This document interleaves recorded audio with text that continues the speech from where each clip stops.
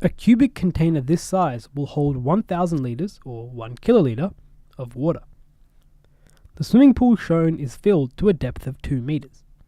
Here we have a top view and then a side view of the pool. How much water is there in the pool?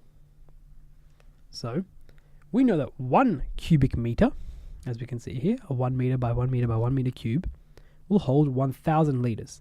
So let's find how many cubic metres we have in our swimming pool. We know that it is 10 metres by 25 metres times 2 metres deep. So let's multiply that all together to find the volume. We have 10 metres times 25 metres times 2 metres. What does that give us? 10 times 25 is 250 times 2. That is 500 metres cubed. Now we know from here that 1 metre cubed can hold 1 kilolitre. So here we have 500 kilolitres of water. Or our answer here, D.